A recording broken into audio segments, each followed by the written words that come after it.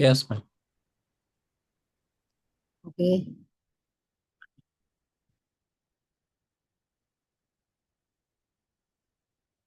Yeah.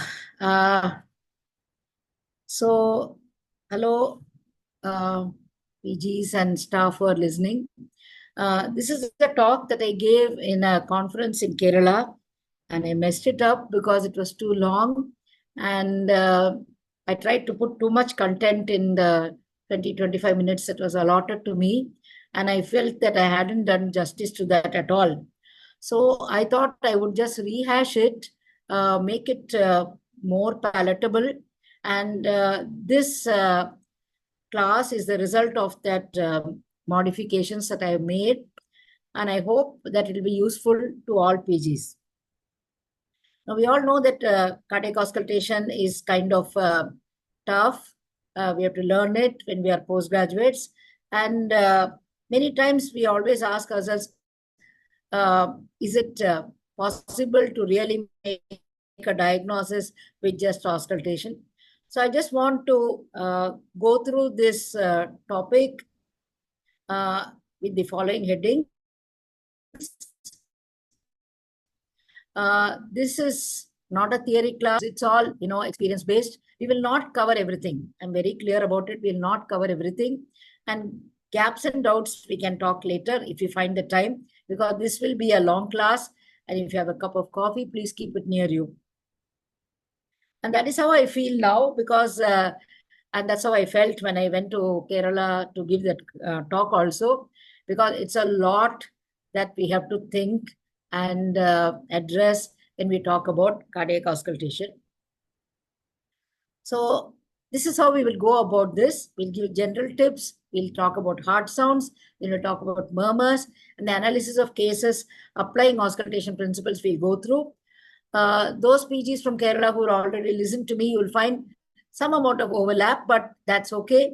There's a lot more content that I've added, and I'm much, much slower.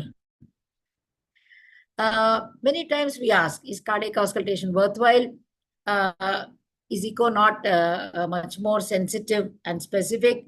That's how we all think, right? So I just want to illustrate a case that we had of a 48-year-old male who underwent angioplasty for IHD at a government hospital here.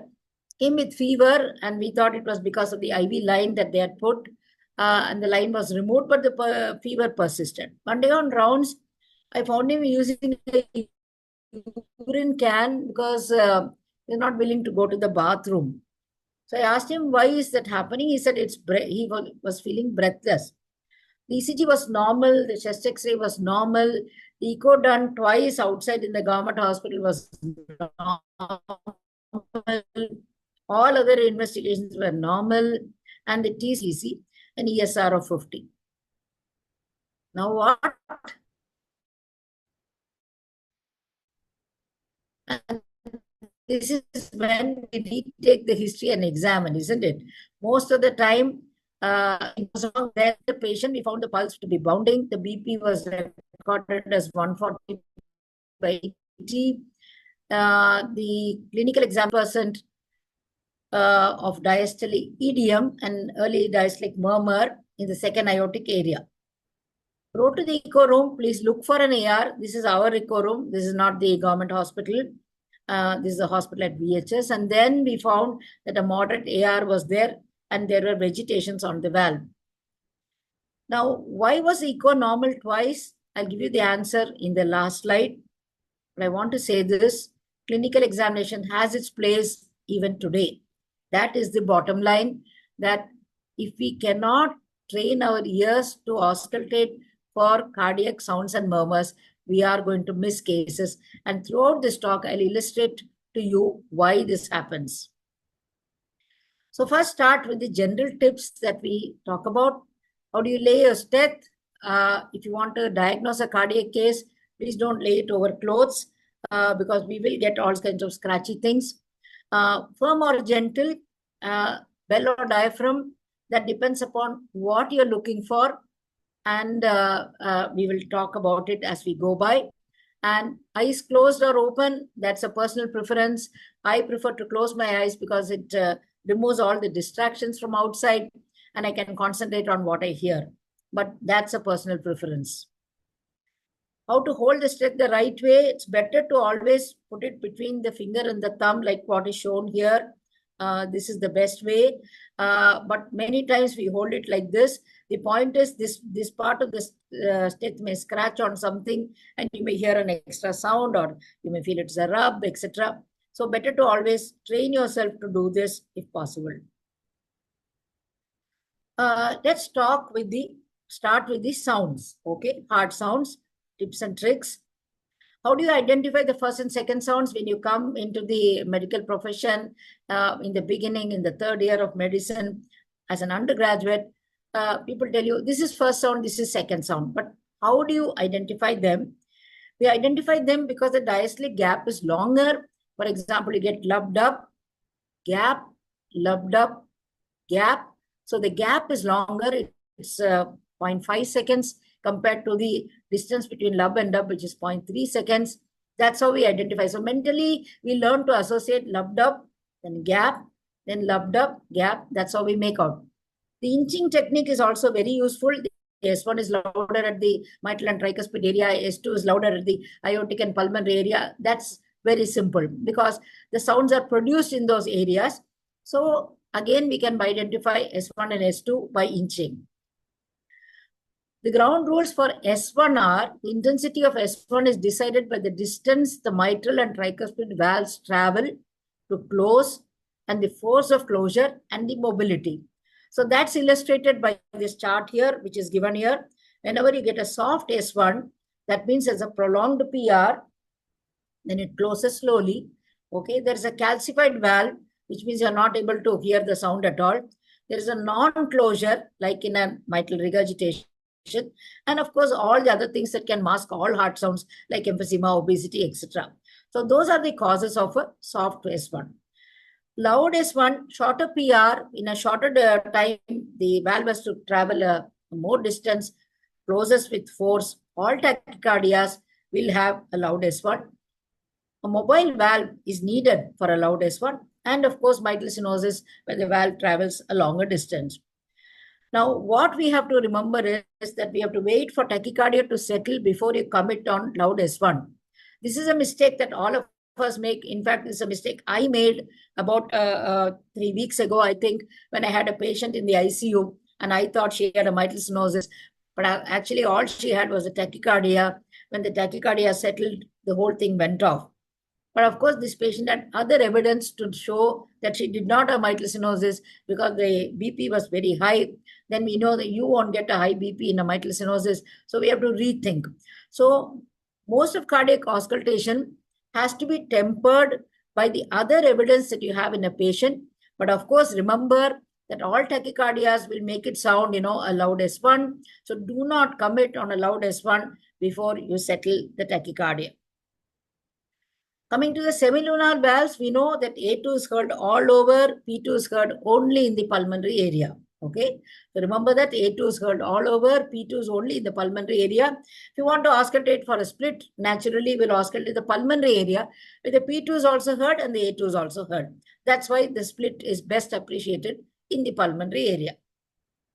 When is a P2 called loud? It's louder than the A2 at the base, then it is called loud. It's heard outside the pulmonary area, then it is called loud. And it can be palpated, and it's called loud.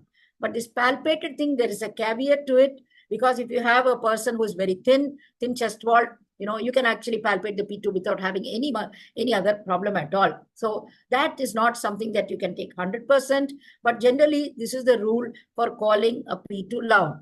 There's no other way of, measuring the loudness of a P2. You say it's loud, it's loud. You say it's soft, it's soft. So it's an impression. And these are the general rules that we apply. So what do we do if only one sound is heard, S1 or S2? Logic says that S2 means if S2 is absent, then A2 and P2 both have to be absent. So it's very unlikely. So usually if you hear one sound, it's usually an absent S1. So when does that S1 get absent? When you have a mitral calcification, when you have a severe MR or gross subvalvular fibrosis, that is when you get an absent S1. Now, again, the S1 corresponds to the carotid upstroke. Okay. So we look for S2 at the base and then inch it across. That's also one way. Or if you really want to know that this is S1 that is absent or S2 that is absent, look at the murmur. The MDM ends in S1. The MR starts with the S1. Of course, the S1 is not heard. You have to imagine this. Okay. And then you have to go for the S2 there and then make a decision. So sometimes it is tricky, especially one sound is absent, the S1 is absent. Then you want to know what is the murmur. Then you can actually take a hint from the murmur rather than anything else. And of course, go to the base and look for the S2. Like I said, one sound is absent is usually an S1.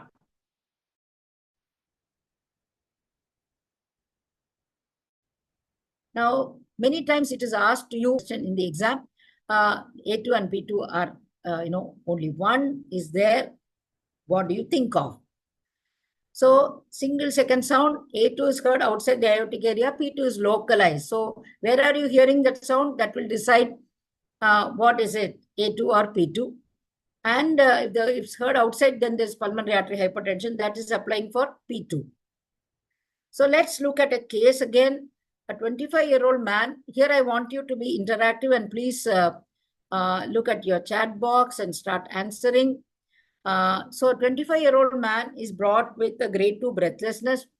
On examination, he has central cyanosis and clubbing. He has a normal-sized heart and normal apex and no parasternal heave. On auscultation, there is a systolic murmur in the left parasternal area with a single well-heard S2.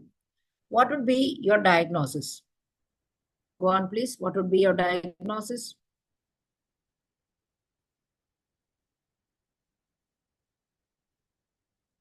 Are you all answering? Okay, somebody's answered. Okay. Okay, somebody said TOF. Okay. People are calling it TOF. Okay. Right, fine.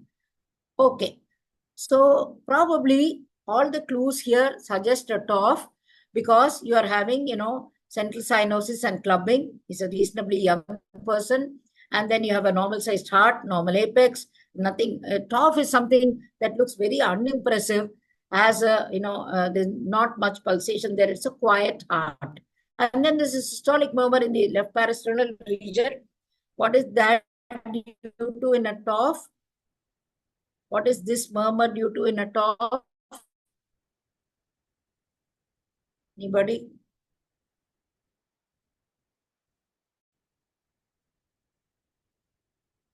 Okay, somebody is calling it VST, pulmonary hypertension. No, I mean, I did not say anywhere that there is pulmonary hypertension. No other, this thing was told to you. And, somebody's calling, yeah, okay. The cause of the systolic murmur in the left parasternal region is pulmonary stenosis, better called as infundibular pulmonary stenosis, isn't it? Most of the time it's infundibular pulmonary stenosis rather than valvular that occurs in a TOF, and that is the diagnosis here. So, yeah. And this sound that you're hearing here, the single well-heard sound, S2, is actually A2, right? So why is that A? Why is it well-heard in a TOF? Anybody? No, PS, you're not getting the P2, right? But A2 is very well heard, isn't it? What is that due to? It's the anteriorly placed aorta, which is the overriding of the aorta, and that's what you're hearing. That's why the A2 is heard, and it's heard well. So this is one of the causes of a single S2. Now we'll go on to the next one. 30-year-old lady who was told to have a heart disease in childhood comes with grade 3 breathlessness and cyanosis. On examination, she has cardiomegaly with a hyperdynamic apex and a parasternal heave and a palpable sound in the pulmonary area. Auscultation reveals a single second sound with an ESM in the pulmonary area. What is the diagnosis? What would you say to this? So she has got cyanosis, told to have a heart disease in childhood. It's not a quiet heart. There is cardiomegaly. There is a hyperdynamic apex. And there is a palpable P2. And there is one single A2. single sound, right? Okay, primary pulmonary hypertension. Why would you think about it? You got a disease from childhood, and she's got cyanosis, you got a cardiomegaly, you got a hyperdynamic apex.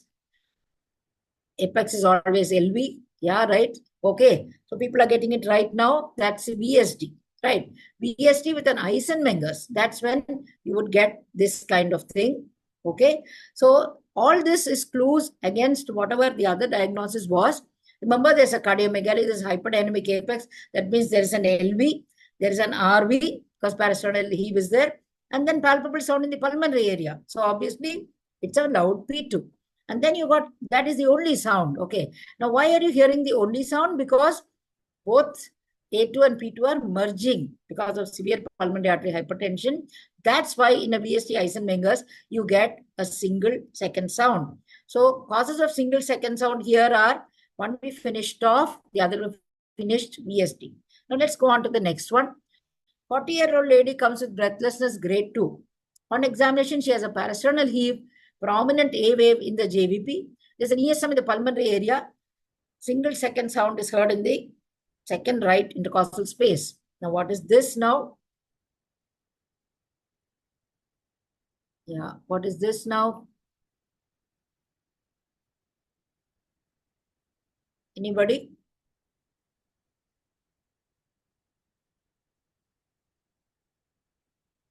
Okay, somebody's calling it an ASD.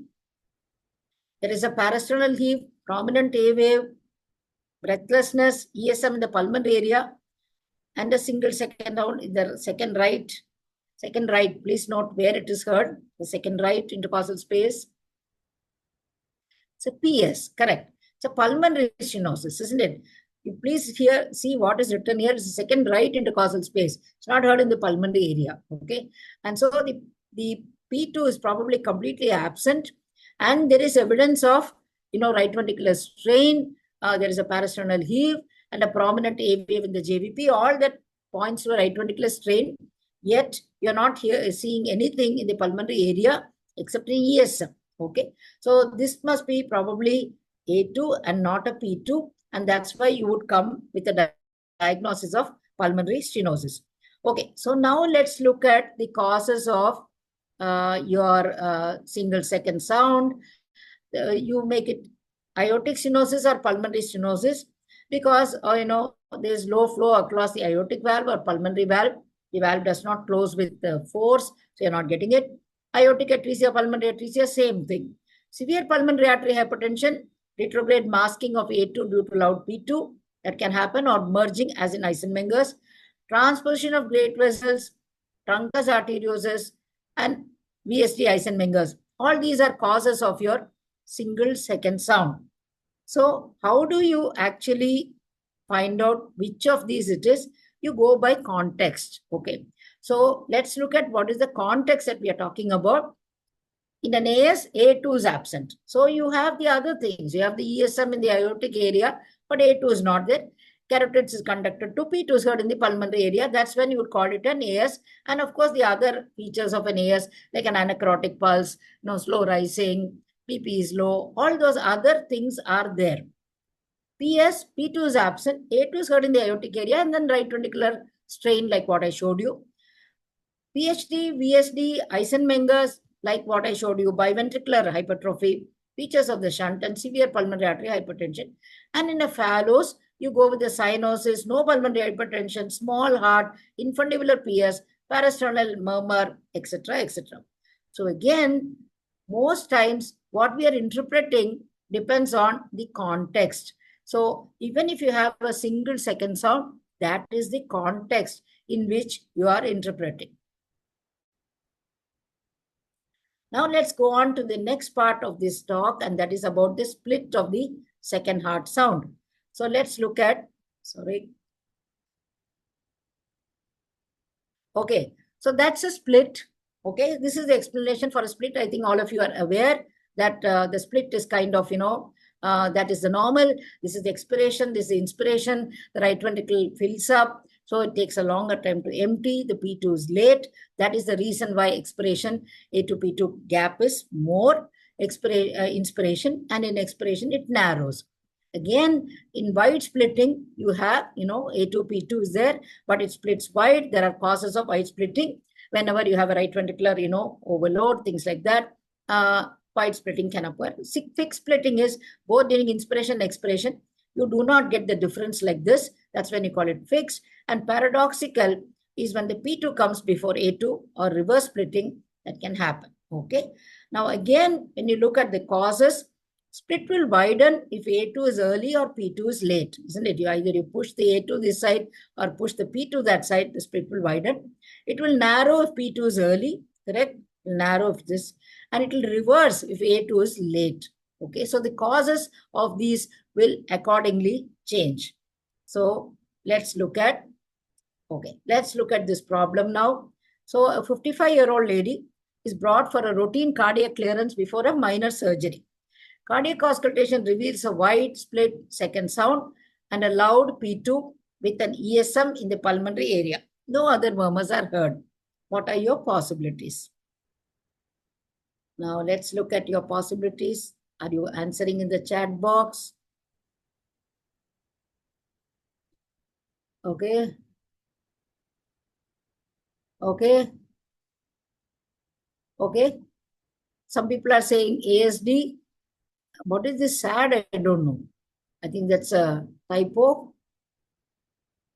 pH, somebody is calling it. What's against a pH here? What is against a pH here? Somebody is calling it pulmonary artery hypertension. What is against that? The palpable P2? No. But what will happen to your split? What will happen to your split? As you increase the pH, the split will actually narrow, isn't it? So let's talk, the wide split is against. Correct, doctor? Correct. Okay. So if you look at the possibilities of this, then I'm giving you the causes of the wide split, and I put the problem here for you to reference. Okay. So if you look at the causes of wide split, these are your causes of wide split. You got an RBPB, you got a PS, you got a right ventricular failure, maybe anything, any cause, right ventricular infarction, whatever you want to call it. You got a VSD, okay, when the A2 comes earlier, MR again, ASD, widens fixed. So if you want to make a choice, when you get a wide split and you want to make a choice among these things, okay, among these things, what are you going to look for? The P2, right? So if you got a loud P2, okay, RBBV has no business to have a murmur. Let's forget that, okay? Let's look at PS. The P2 will not be loud in a PS, correct? Okay. And then RVF, okay, possible. Secondary to pulmonary artery hypertension, maybe, okay. VSD and MR will have other murmurs. This did not say about anything about other murmurs. ASD will be wide and fixed, still possible. So what gives you the diagnosis is the P2. So whenever you hear a split, okay, go with your P2. If the split is wide and your P2 is soft, it's a PS. If your split is wide and you got a fixed split, it is a ASD. So that's how you look at the split second sound. You're always looking for what is the P2 there, okay? Depending on that, you make your diagnosis, okay? So that's one rule that we have to remember, that when we hear a split, we are looking for the P2. And remember, we'll auscultate for the P2 only in the pulmonary area because your P2 is unlikely to be heard in the other areas. So that's the rule that we talk about. For every pulmonary ESM, check the P2. But the most important thing is to check whether it is really wide, okay? For that, you make the patient stand before you comment on the split.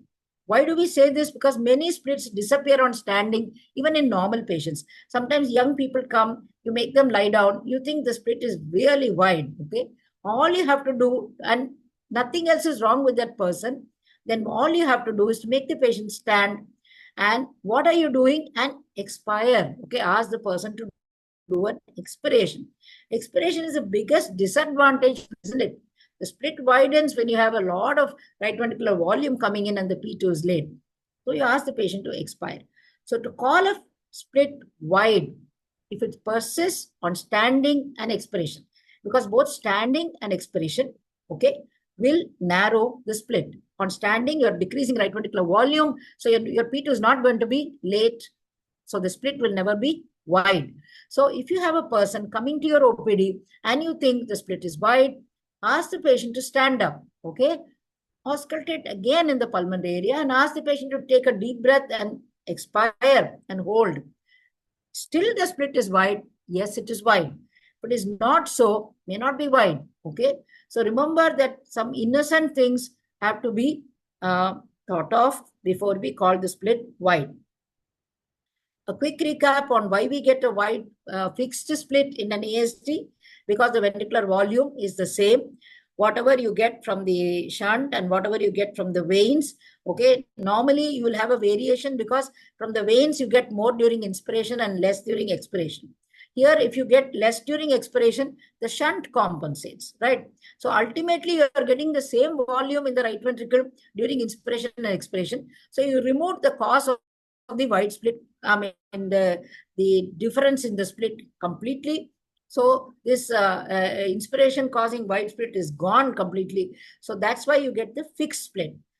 Again, to call it a fixed split, make the patient stand and do expiration. Do this, and then you talk about width and then the fixity. Okay. Again, so these principles you must remember, that simple things that you make the patient stand and breathe out, you are eliminating most of the causes of a wide split, which are, innocent. Okay, so let's go on to the narrow split. The narrow split occurs in pulmonary artery hypertension. I'll explain to you why. The wide split, where P2 is late or A2 is early, is in RBBB, PS, RVF, PSD, and MR, which I already showed you. The paradoxical split is the rate A2, which happens in severe aortic stenosis, PDA, and HOCM, LBBB, RV facing, LVS. All these are some things that you can get from the book, so I will not concentrate on it. I will just go with the explanations here rather than the theory, okay? And the fixed split is secondum ASD. So that we all know. Okay, so let's go on to the next one. Okay, now we come up with another case. Give the DD of a 45-year-old man with a loud P2 and a narrow split of S2 and an ESM in the pulmonary area. What is the differential diagnosis of a person who has got, go on? Anybody? Okay. Okay. So everybody is calling this pulmonary artery hypertension. Okay. Now, why do we say this as a loud P2? Okay. That has to be pulmonary artery hypertension. Remember, in any hypertension, because the semilunar valves close from up down, they close with force. So if the pulmonary artery pressure goes up or the aortic pressure goes up, okay, in pulmonary hypertension and systemic hypertension, A2 and P2 will be loud. Okay, that's a simple logic that we talk about.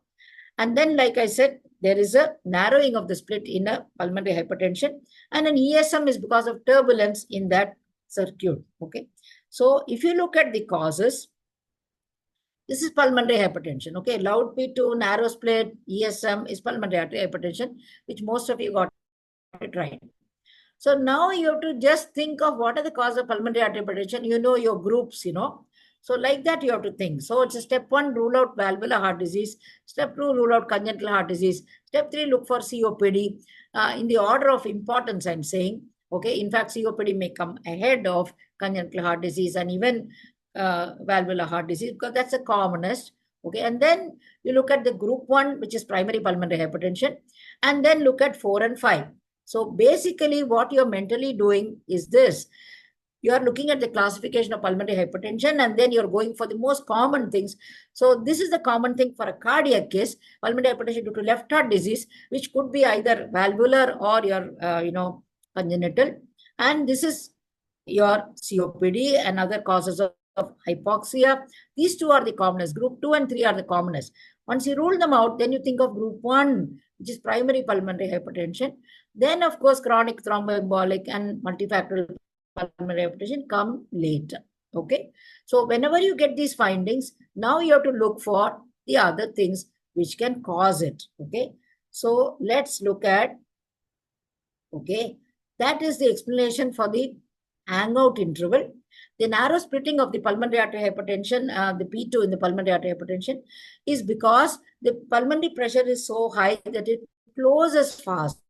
Okay, so that's called the right ventricular hangout time.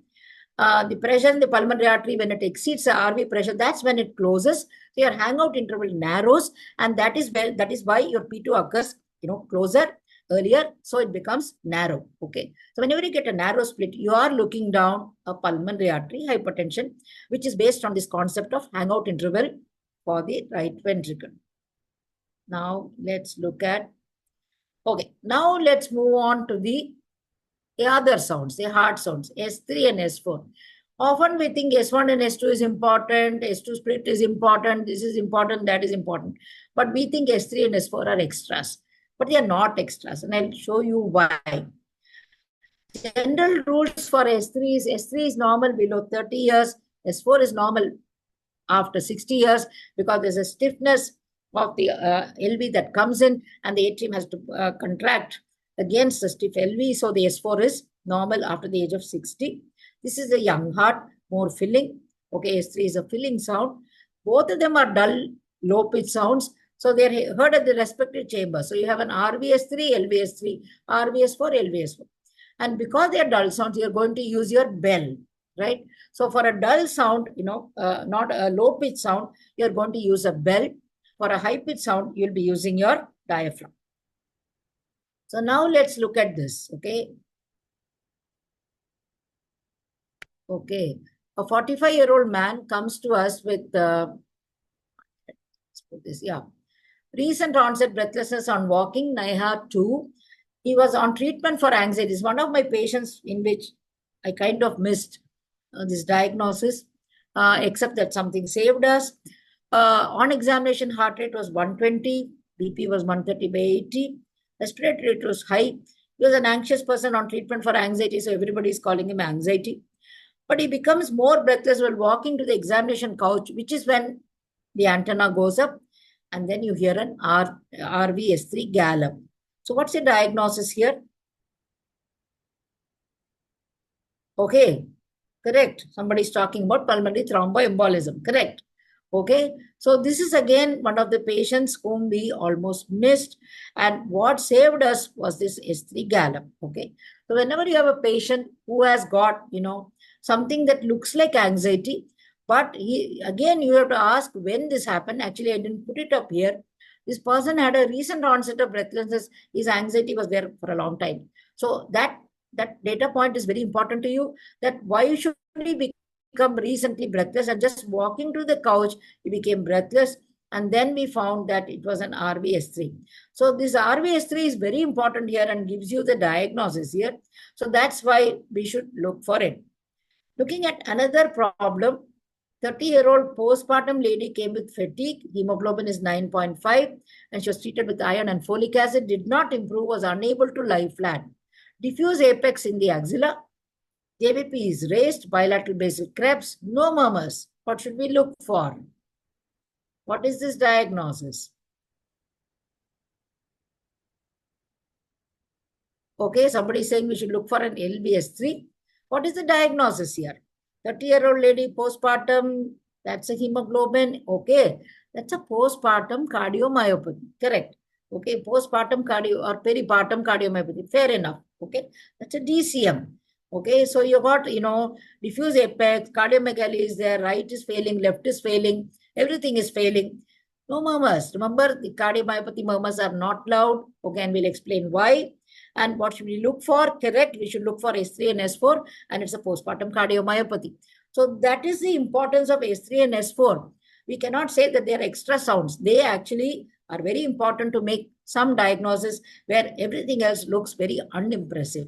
So that is why I said they are not extras. They should be given the importance that they need. Okay, I want you to fill up the blanks here. S3 is heard in dash valvular disease. Quick. S3 is heard in which valvular disease? Okay, regurgitant, MR, AR. Fair enough. Fair enough. Many conditions. S3 is heard in valvular heart disease.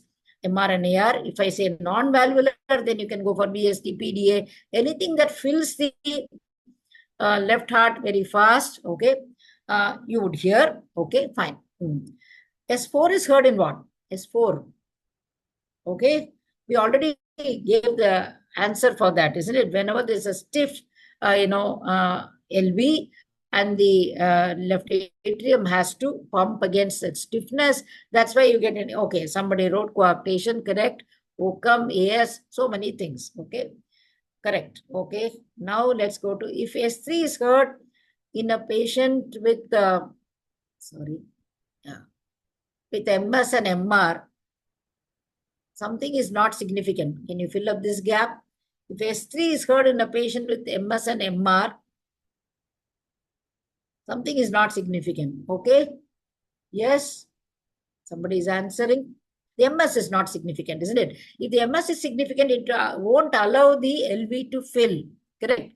So the S3 depends upon the fast ventricular filling. So if you hear an S3 in a patient with MS and MR, then the MS is not significant, okay? If S3 is heard in MR, the lesion is mild, moderate, or severe.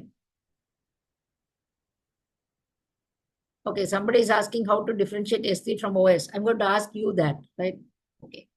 So S3 is heard in MR, the lesion is significant. Okay, right. S4 is absent in. S4 is absent in. S4 is absent in. 1, AF, correct.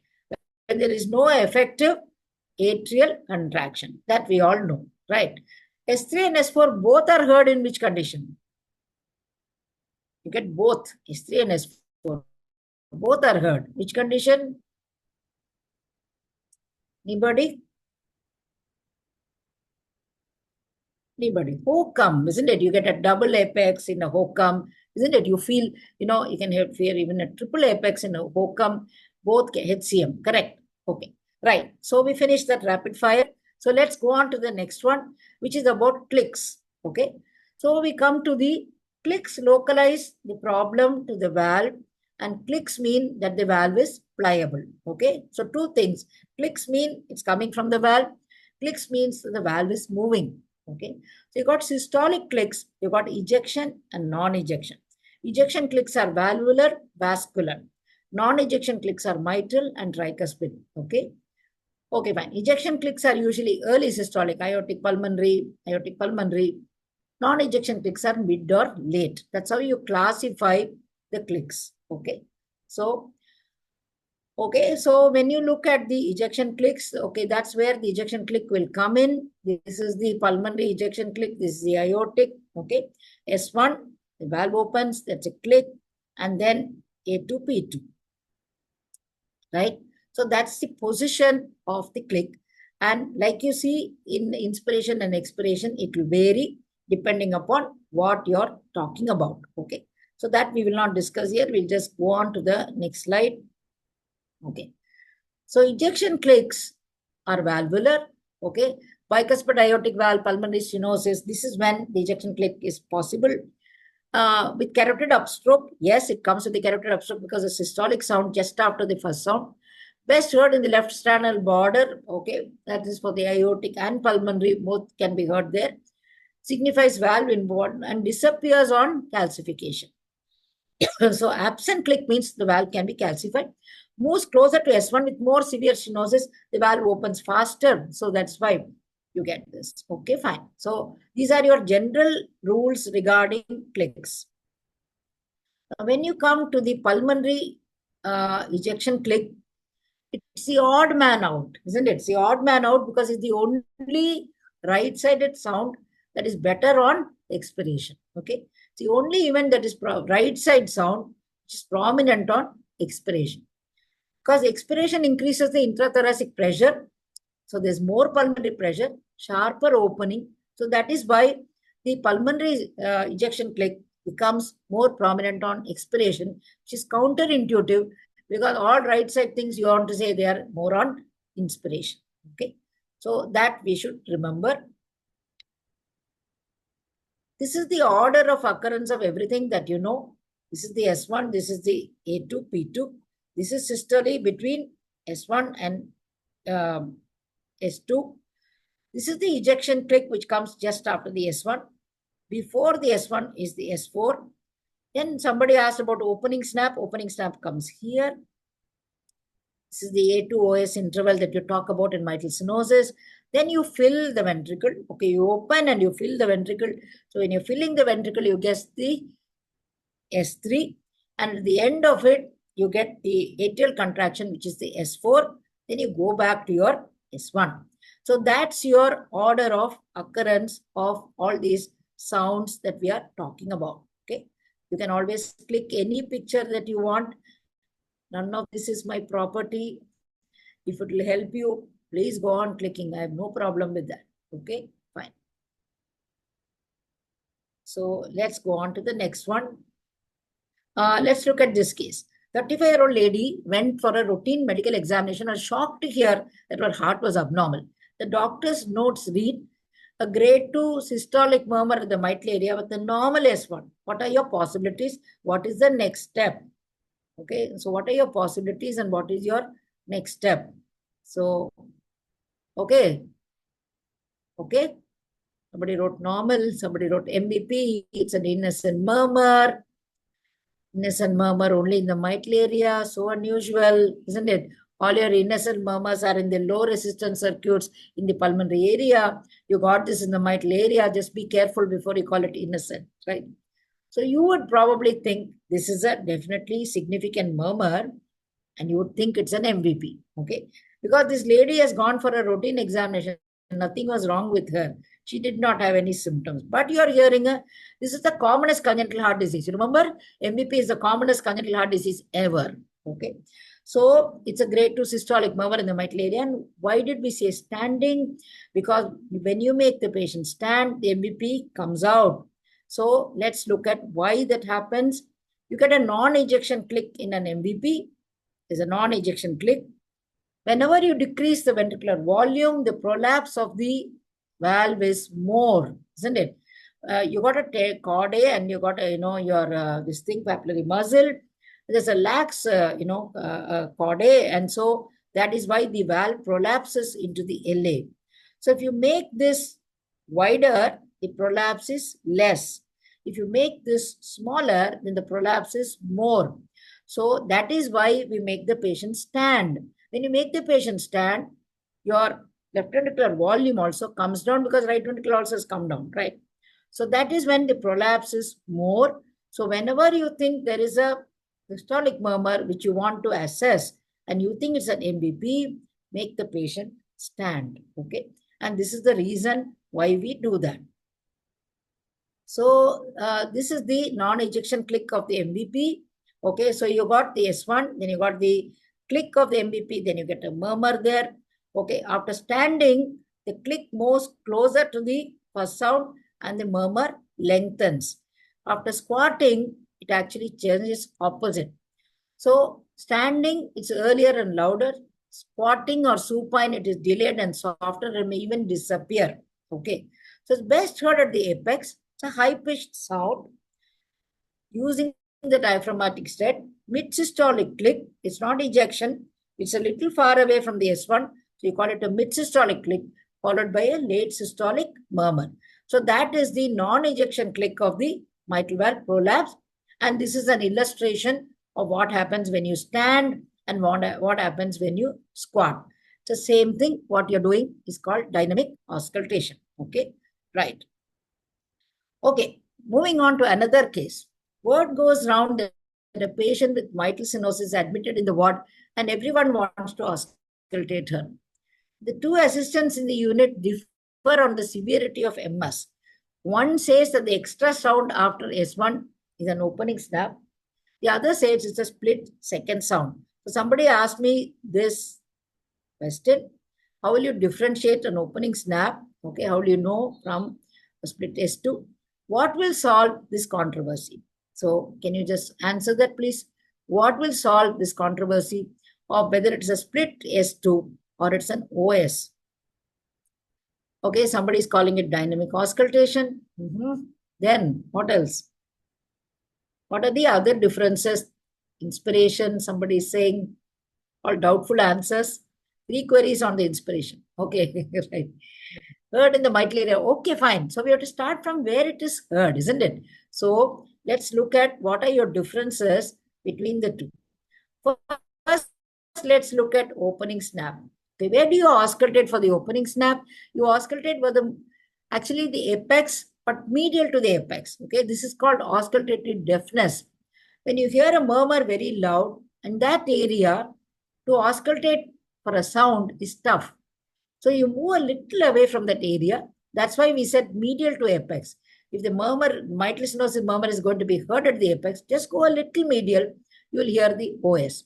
It's a sharp, high-pitched sound, can be heard widely. Please remember, can be heard all over, it's a widely heard sound. The A to OS gap is narrow, means it's severe. So this is where it will come. And of course, the opening snap will go off if it is calcified.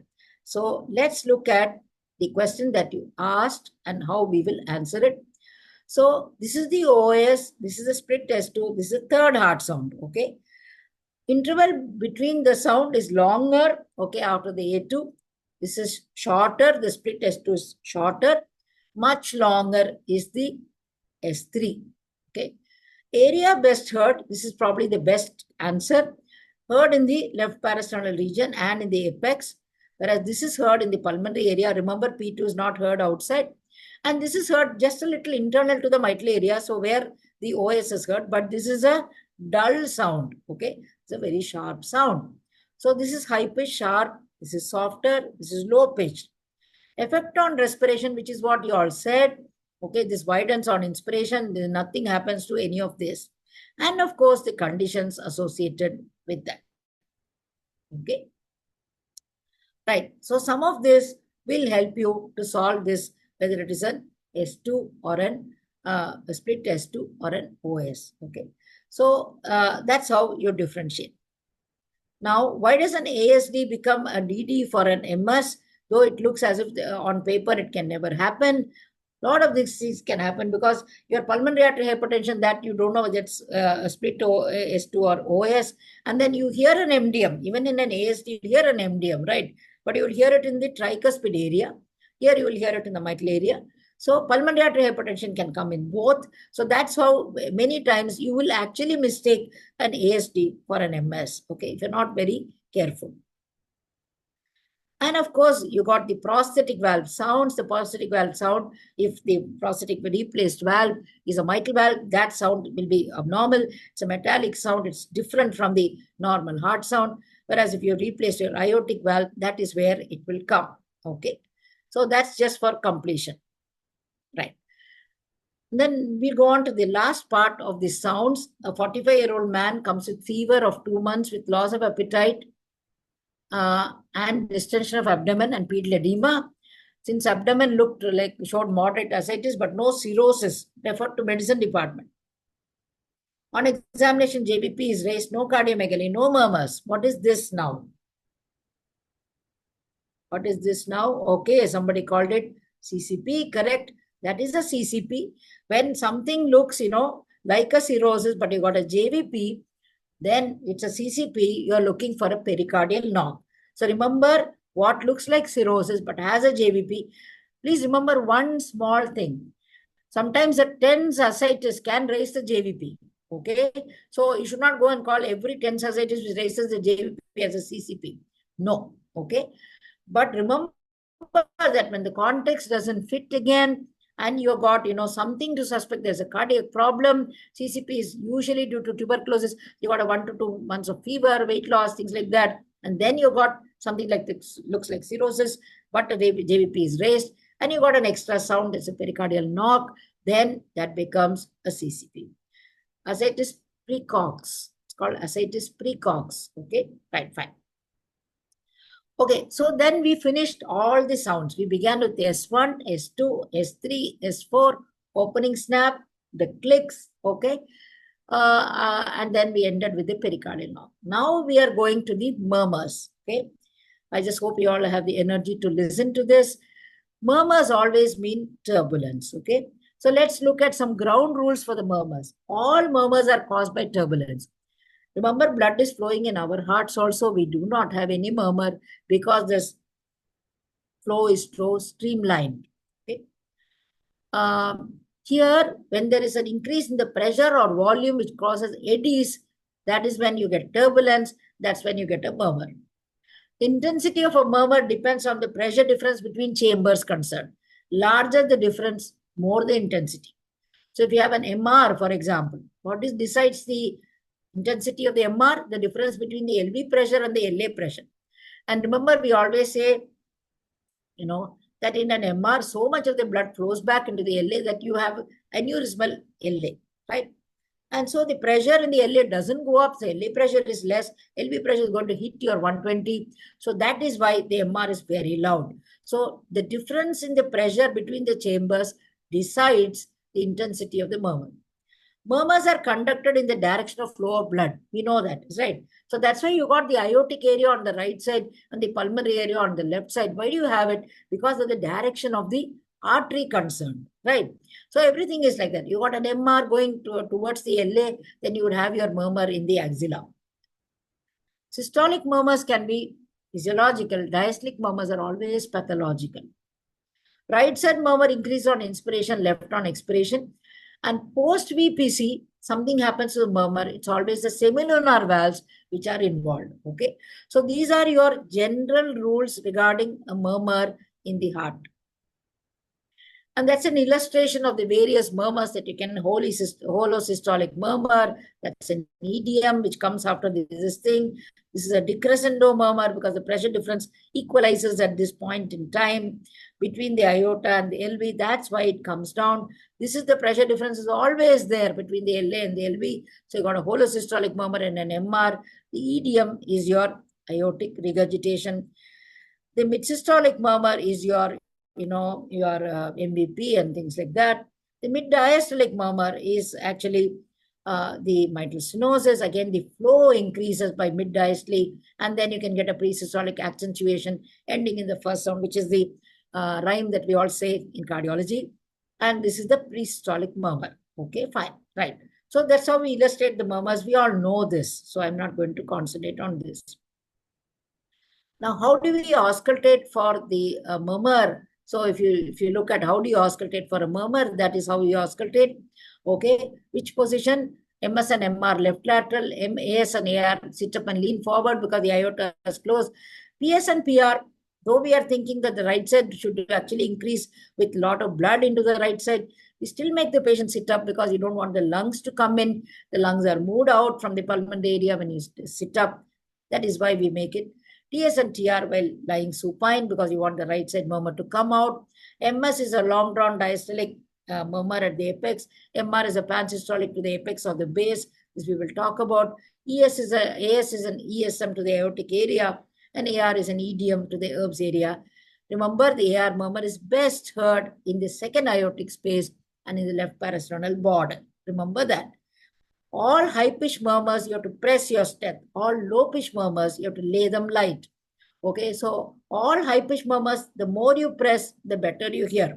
In a low-pitched murmur, if you go and press your step, you make the skin like a diaphragm for your stethoscope. So you will lose out on your low-pitched murmur. So if you want to hear a mitral stenosis, which is the low-pitched murmur, you should not press your step. You should lay it light. If you want to hear an AR, which is a high-pitched murmur, to press as hard as you can.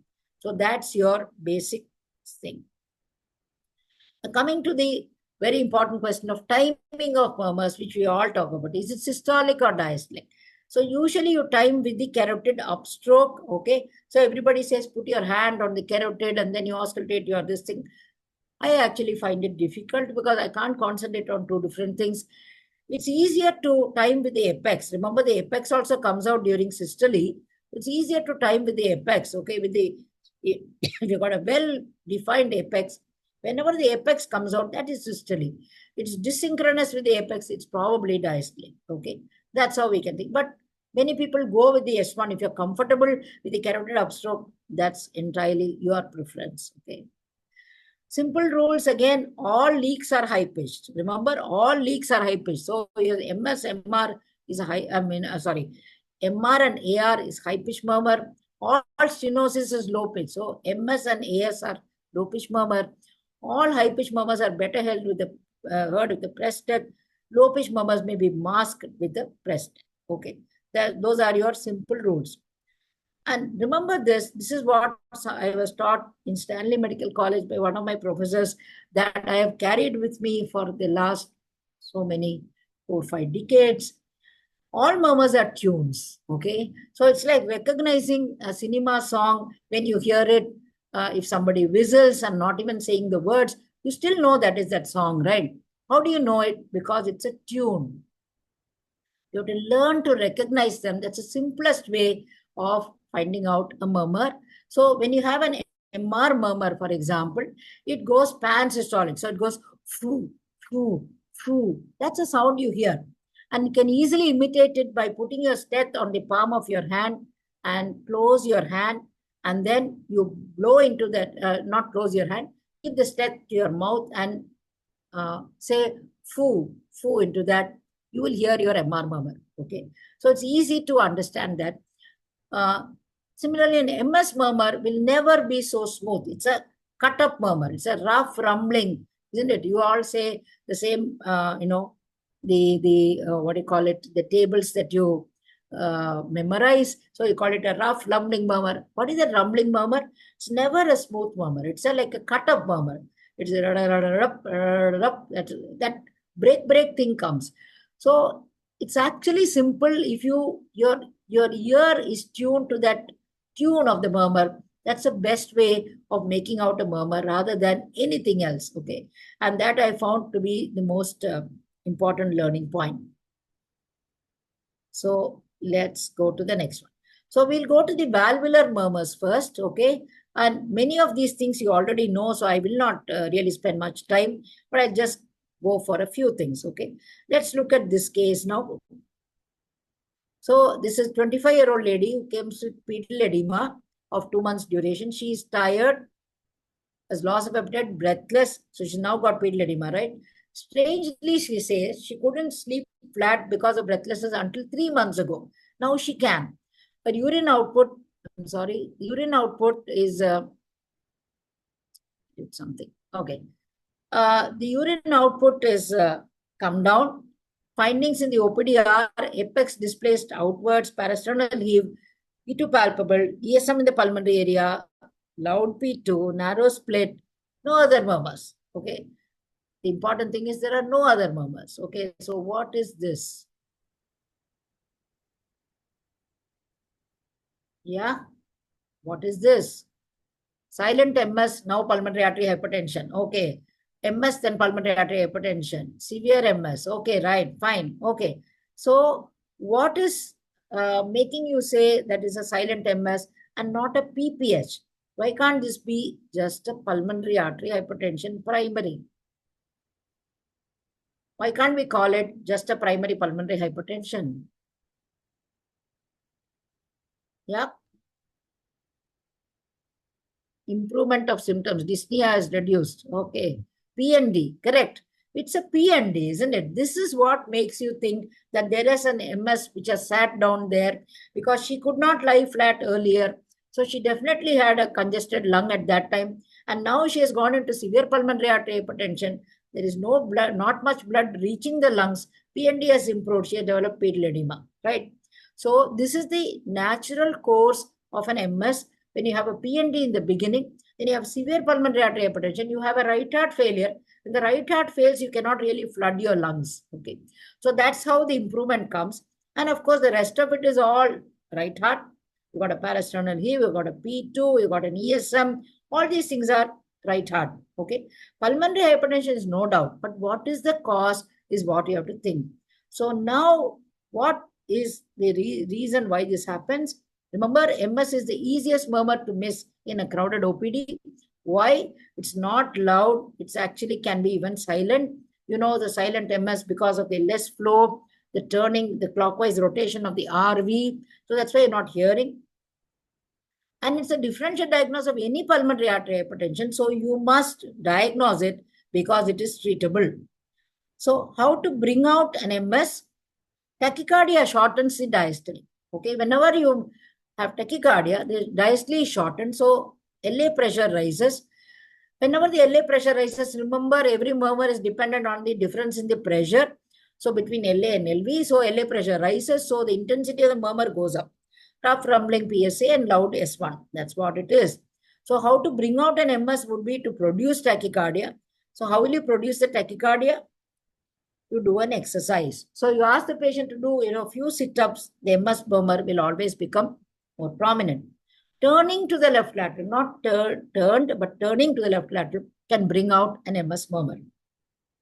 The only problem with MS is, remember, when you produce tachycardia, the S1 will become loud. You may hear one extra sound. You may think it's an MS even within a normal heart. So remember, there are caveats to this part. But generally in life, you want to bring out an MS, ask the patient to do a few sit-ups.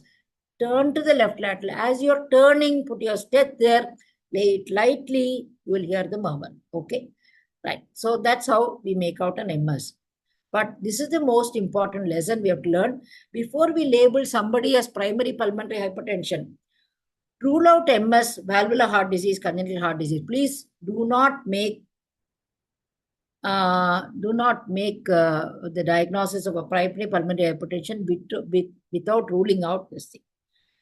Apex is not displayed downwards in an MS, it's displayed laterally because the right ventricle is a horizontal chamber and goes to the outward, not down. Okay. Right, fine. So this is the rule that we must remember. Coming to the MR, it's a skull to sacrum murmur. It's a murmur that can be heard everywhere. Okay. If it's an AML prolapse, like in RHD, the murmur goes to the axilla. The PML prolapse, like an MVP, it goes to the base of the heart, which is on the medial part. The first sound is soft. Remember, the eccentric MR, you may not really be able to assess sometimes you're surprised by the echo report because they say gross MR and you're not hearing that gross MR. Why does this happen? Because the jet is eccentric. You're not hearing the murmur, but the echo picks it up. So this is the advantage of the echo over you when you have an eccentric MR. Okay, so remember that point is there. Let's look at this. 45-year-old lady has a systolic murmur at the apex. What findings would help you to decide its etiology? So she got a systolic murmur at the apex. Okay, you think it's an MR. Okay, what findings will help you to decide on its etiology? What extra findings are you looking for in this person who has got a systolic? Okay, you're looking for a click, right? Go on. Loudness of the S1, correct? Okay. The radiation, correct. And the S3 can come in everything, okay? So basically, what I'm asking you is, what is the patient profile? Who is this patient? 65-year-old man with this kind of a murmur, then you are thinking of a papillary muscle dysfunction. Young lady with nothing much happening, it's an S1 and a click, thinking of an MVP. Other murmurs are there. This patient has MR and then has got MS and AR and all. That is a rheumatic heart disease. Radiation of the murmur to the axilla, probably rheumatic heart disease. More to the base, probably an MVP. The quality of the murmur, a cooing murmur would probably be a papillary muscle dysfunction. And of course, your dynamic auscultation would help you. So again, putting this all up in a table, okay. So click is present is an MVP, not present in this. Long systolic in an MVP, hollow in a MR. Hollow or cooing in a papillary muscle dysfunction or ruptured chordae. Radiation medial posterior leaflet being involved in an MVP. Axilla in an anterior leaflet and axilla again here. S1 is normal, can be normal in an MVP. Absent or soft. Standing, again, your standing increases your MVP because you are shortening the ventricular volume. Okay, you are decreasing the ventricular volume. And hand grip is just the opposite. You're increasing the ventricular volume. So that's why you've got this difference here. Whereas in an MR, when you go and do a hand grip, for example, you're increasing your aortic pressure.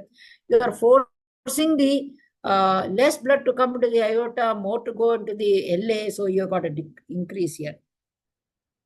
And not much change here, and it increases here. So these are your differences. So you've got a systolic murmur at the apex. These are the things that you would look for to make a diagnosis of what is the cause of the systolic murmur.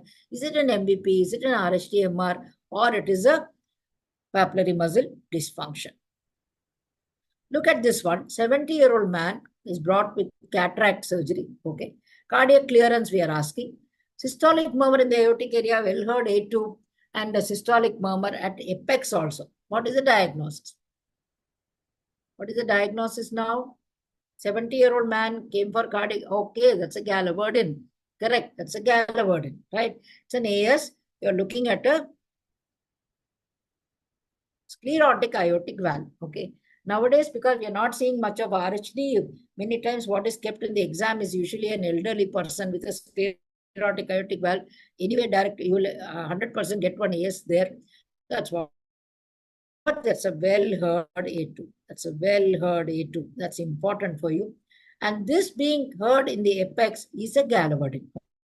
Oh, right. So the Gallaverdin is the AS murmur commonest is a sclerotic aortic valve. The A2 is loud, can be hypertension associated.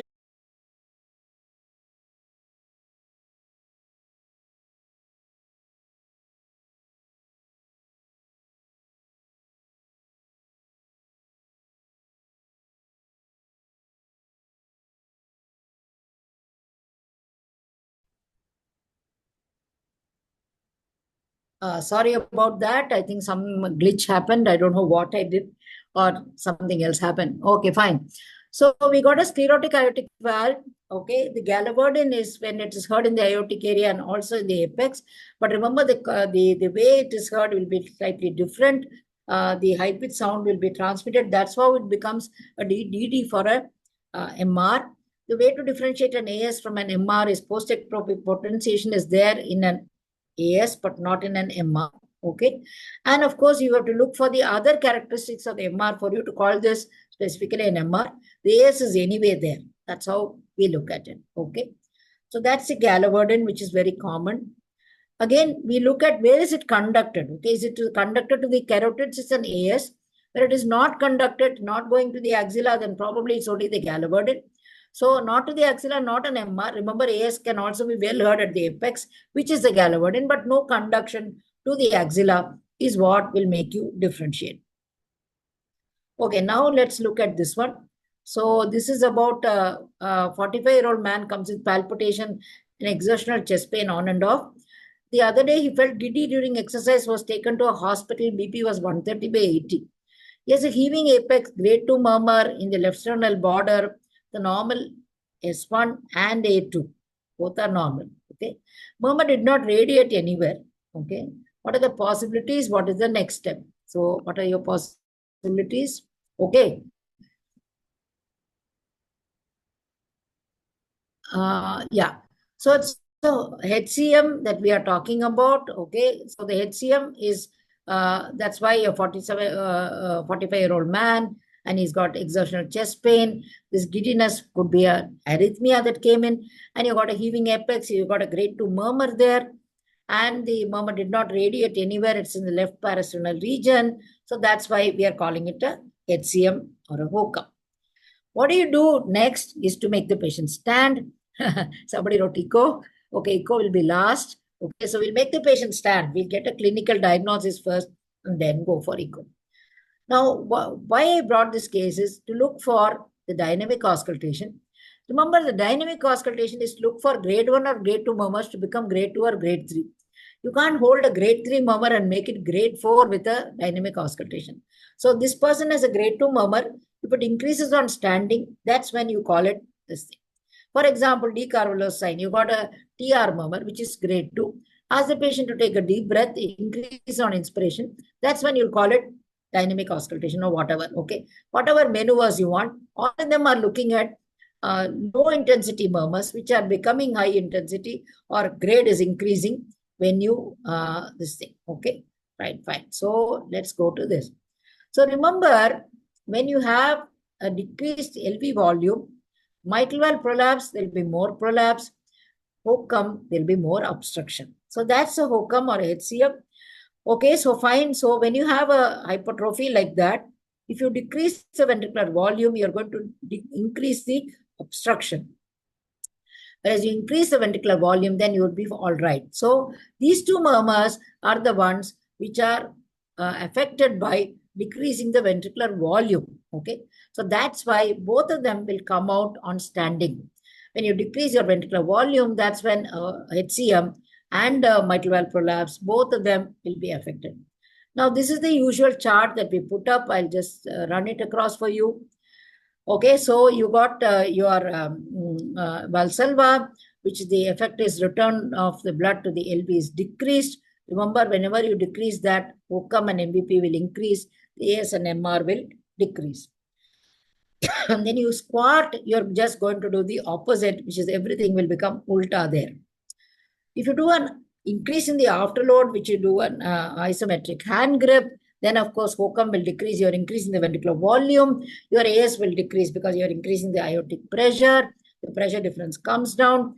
The MVP will definitely decrease because you're increasing the ventricular volume, whereas your MR will increase because you're doing an afterload, you're preventing the blood from coming into the aorta, you're pushing more blood into the LA, so that's why your MR is increased, okay? Amyl nitrate is not something that we do often, so I'm just going to omit it. And of course, your PVC will always be affected by something at the semilunar valve and not something at the mitral valve. Okay, fine. So that's the chart that we usually use for differentiating these things. Okay, fine.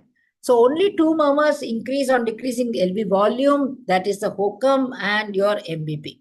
Okay, so the patient in your OPD, okay, he stands for only three things. Make the patient stand when you're looking for an MVP, looking for a HCM, or looking for your ASD split, right? Fixed or narrow, that's when you make the patient stand, okay? Your patient stands in the OPD for three things, MVP, HCM, and then ASD, or a wide split. Okay, I won't even run through this because this is completely theory.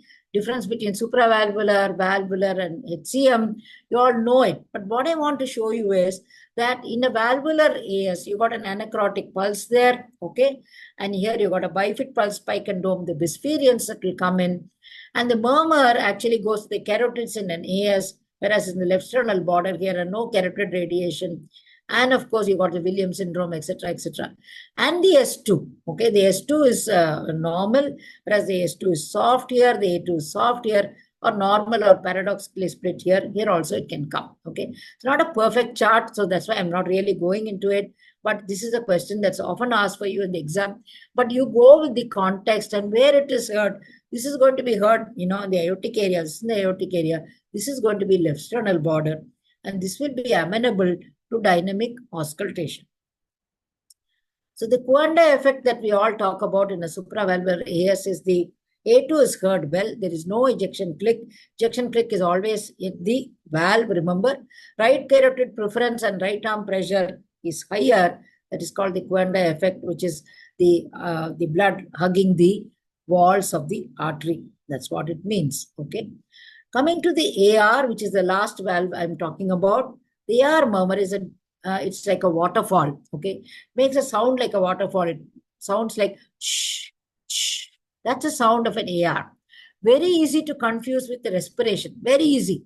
Looks exactly like, you know, like your respiration. So whenever you want to auscultate for please ask the patient to stop breathing. Okay, just hold your breath. Then remember, because otherwise you'll call every respiration as an AR murmur, okay? So a high-pitched decrescendo murmur sounds like respiration. A2 soft, except in syphilis, where you get a tambour A2 or very loud A2, you get in a syphilis, okay? That's about your AR murmur. And between AR and PR, difference is actually, you know, quite okay. It's a decrescendo idiom, length decides the severity. Along the left sternal border, root dilatation, it goes to the right side of the sternum. Free-flowing chronic AR has all the peripheral signs. Again, the eccentric AR can be clinically underestimated. Whereas PR is pulmonary hypertension features and along left sternal border, you don't have the features of an AR like peripheral signs, etc., etc. That's how you differentiate these two. That is about AR versus PR. Now, when does an AR not behave like one? Okay, that's when you when you have something else which is decapitating it, like you have your systolic decapitation in an AS and AR. And how to differentiate AS, which is functional or organic, you go for the other features of AS.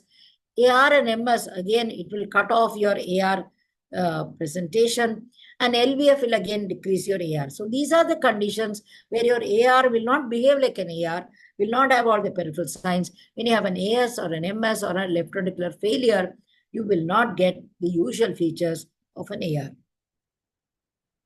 So differencing between the Austin Flint and the mitral stenosis murmur, again, the timing is mid-diastolic with pre-systolic accentuation. This is mid-diastolic or pre-systolic again. And this is because of a severe aortic regurgitation causing the displacement of the mitral valve. Location is again, both are at the apex, both look alike. The opening snap is present in an MS, which is absent here. So that's what is important to you.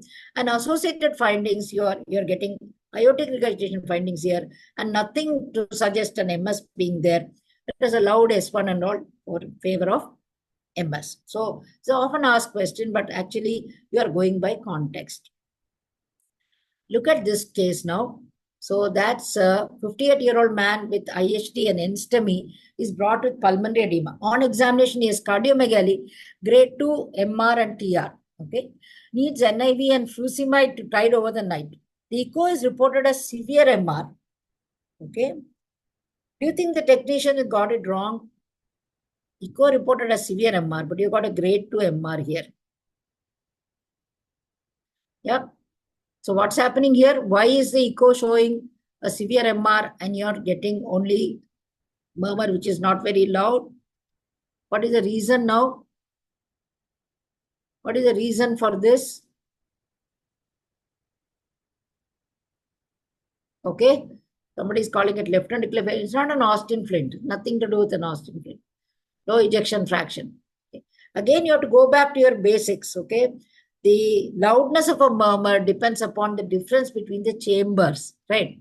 So if you have an LA pressure which is also high and an LV pressure which is also high, then you're not going to get a big murmur, right? So this is an acute MR, okay? It's an acute MR.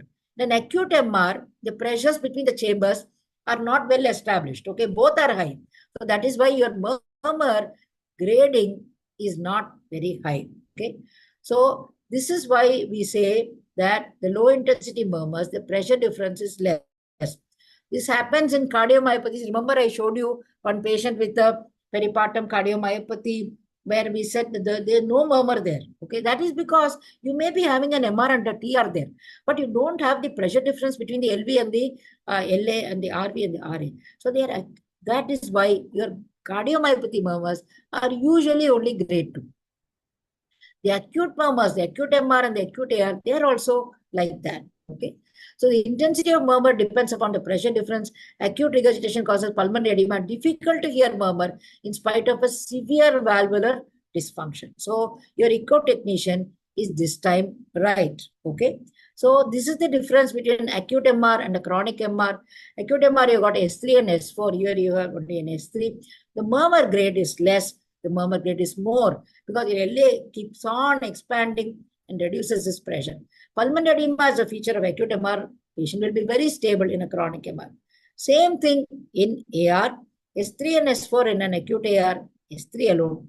EDM is short. EDM is actually long here. Patient is sick. Patient may be stable. So this is the difference between an acute and a chronic MR. So this time you have to say the echo technician is right in calling it a severe MR. Your patient is sick. So should diastolic murmurs be graded? Actually speaking, no. Though some books are giving. The systolic murmurs, the grading depends on the loudness. The diastole, you go by length. How do you say an AR is, severe? The length of the AR murmur in diastole. You say EDM occupying more than 50% of diastole. Okay, fine. That's a severe AR, isn't it? Similarly, you say MDM occupying more than 60% of diastole. That's how you call it severity. So diastolic murmurs, you go by length of the murmur. Systolic murmurs, you go by loudness. So MR, you got a grade 3 murmur, grade 3 or 4 murmur. That's a loud MR. So that's what you're talking about. Now, how do you judge the severity of a chronic lesion? The length of an MS, the length of the murmur in an AF, if it is there, you judge by the cycle length and the length of the murmur. A2OS is short, evidence of pulmonary arterial hypertension. It's more of theory, so I'm really not concentrating on it. MR grade 3 murmur, S3 PHT is uncommon. AS grade of the murmur, late peaking, PP and pulse being, low and necrotic. AR is the length of the murmur, peripheral signs, etc., etc. Okay, fine. So we will not talk much about this. Now you get combinations of MSAR, MSMR. Like we said, pulmonary artery hypertension is there. In MR, there is significant MS. If S3 is there, MS is not severe. AR and AS, systolic decapitation, no peripheral signs, underestimating the MR because of your AS. AR and MS, again, AR signs are masked, AR underestimated because of your MS. So remember that this very valuable truth, that a proximal lesion will mask a distal one or will make you underestimate a distal one. So remember that always when you have an MS and an AR, your MS is severe, your AR you're not going to judge well because you're not getting enough blood into the LV for you to even regurgitate when it goes into the aorta. Okay, fine. So that's what you should remember. And your pericardial rub, it's a triphasic rub, sit up and lean forward. It's an evanescent rub that may come and go. This is the friction rub of a pericardial, this thing which is heard here. Not exactly a murmur, but I'm just concluding it for the sake of finishing up the topic. So let's go to, I'm ending with two cases. Okay, I'll take 10 minutes more, that's all, then we conclude. So let me see these two cases. We are applying what we know. Okay, so I'm giving you a case. 30-year-old man with a systolic murmur in the left parasternal region. What's your DD? 30-year-old man, systolic murmur in the left parasternal region. What's your DD? Quick.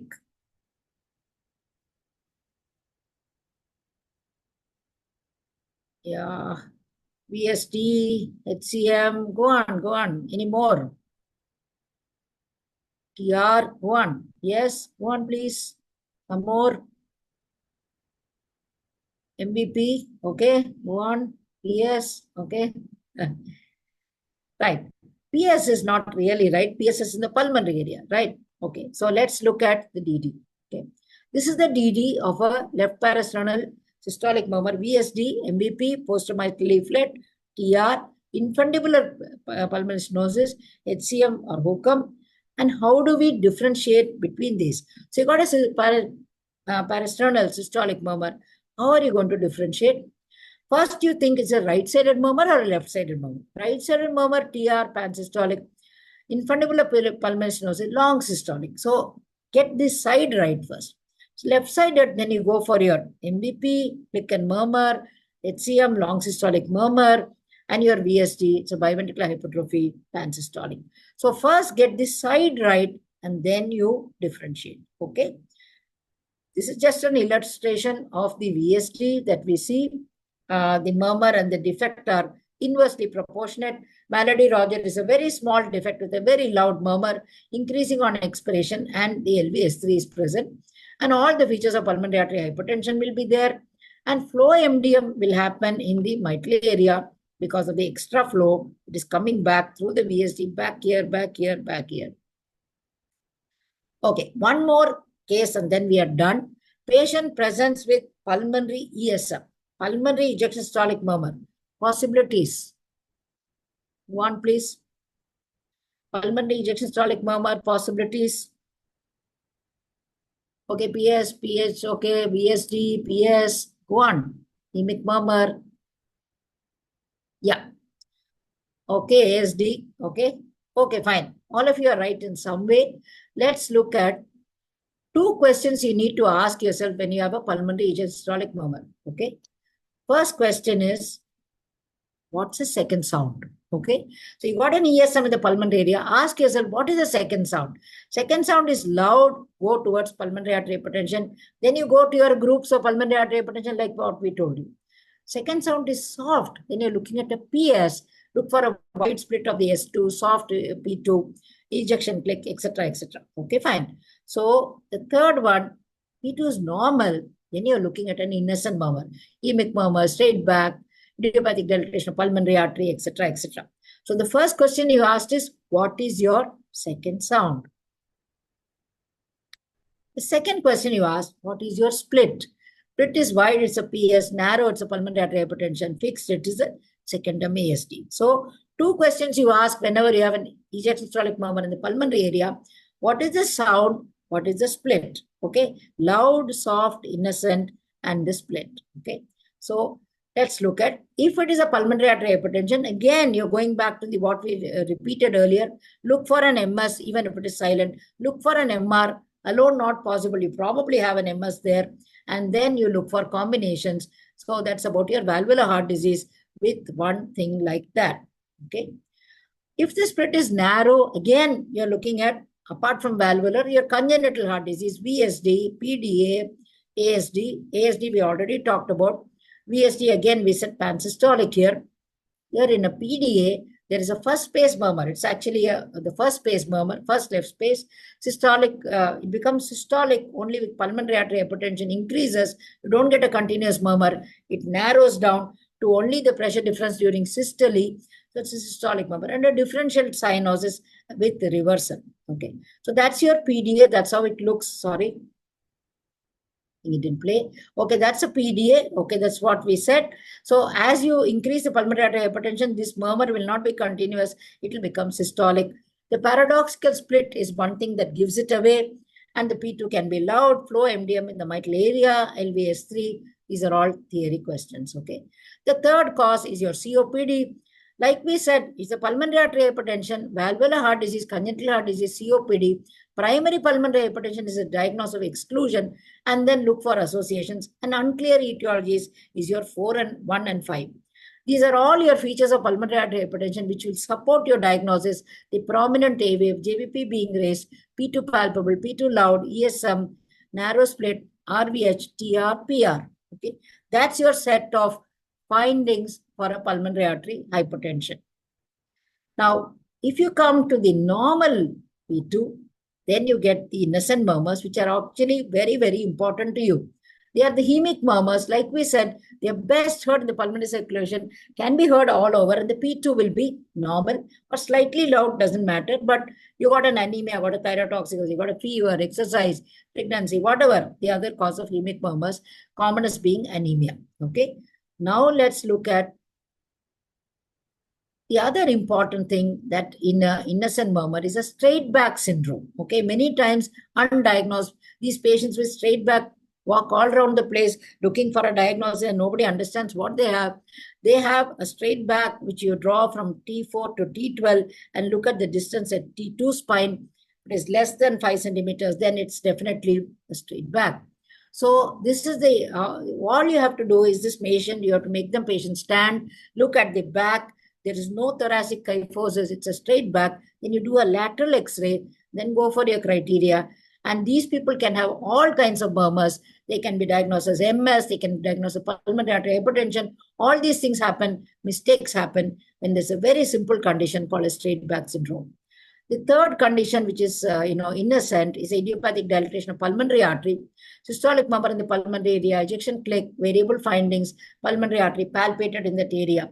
So 3 conditions: hemic murmurs, this straight back, and then idiopathic dilatation of the pulmonary artery are the 3 conditions. Now we go back to the last slide, which is back to the patient. Why was the echo normal in the patient, which I told you in the beginning? When you got an EDM, okay, why was the echo normal twice? Let's answer that question. Echo was done early, echo not done correctly, there was a poor window, God knows, okay? But they gave a normal echo, but we found something else. But again, what I want to say is, echo report is not God's word. Never hesitate to re-examine. And please remember, we can't do echo every day. We can't go on doing echo every day. We can auscultate every day, right? Put in all the evidence, think logically, auscultate what an idea of what to look for. A lot of cardiac auscultation happens not in the ears, but between them. A lot of thinking has to go in before you auscultate for you to make a cardiac diagnosis, like we made in this patient. Because we found him breathless, we thought we must re-examine, and then we found it, okay? So my eternal gratitude to all my teachers who trained my ears to hear sounds and murmurs. That's because it still saves lives. So I would actively encourage all of you to learn cardiac auscultation, because sometime in life It's going to save a life and it will depend on you. Thank you very much, this class.